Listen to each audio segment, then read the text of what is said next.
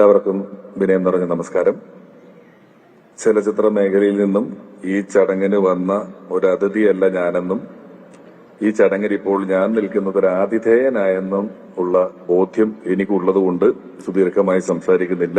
എല്ലാവിധ ആശംസകളും ഈ സർക്കാരിന് നേരുന്നു. ഒപ്പം ഈ വലിയ വിജയം സമ്മാനിച്ച് ജനങ്ങളോടുള്ള നന്ദി ആത്മാർത്ഥമായി അറിയിക്കുന്നു. ക്ഷണം സ്വീകരിച്ചെത്തിയ ചലച്ചിത്ര മേഖലയിൽ നിന്നും എത്തിയ മമ്മൂക്ക, ചാക്കോച്ചൻ, വേദിയിലിരിക്കുന്ന മറ്റെല്ലാവരോടും ഒപ്പം ഇവിടെ കൂടിയിരിക്കുന്ന ജനാവലിയോടുമുള്ള നന്ദി ഒരിക്കൽ കൂടെ പറയുന്നു.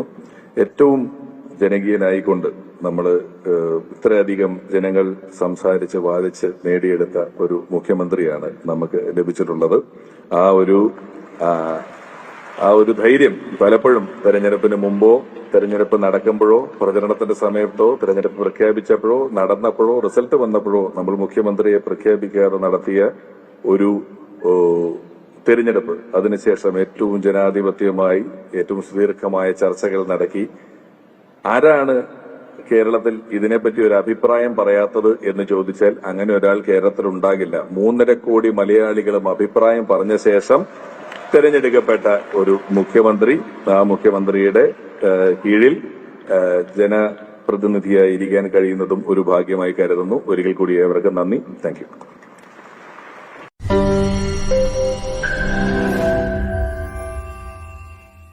ലോകത്തെവിടെയായാലും ഏത് സമയത്തും 24 വാർത്തകളും ഓഗ്മെന്റഡ് റിയാലിറ്റി പാക്കേജുകളും എക്സ്പ്ലെയിനറുകളും വിശദമായി കാണാൻ ഞങ്ങളുടെ യൂട്യൂബ് ചാനൽ നിങ്ങൾക്ക് സബ്സ്ക്രൈബ് ചെയ്യാം.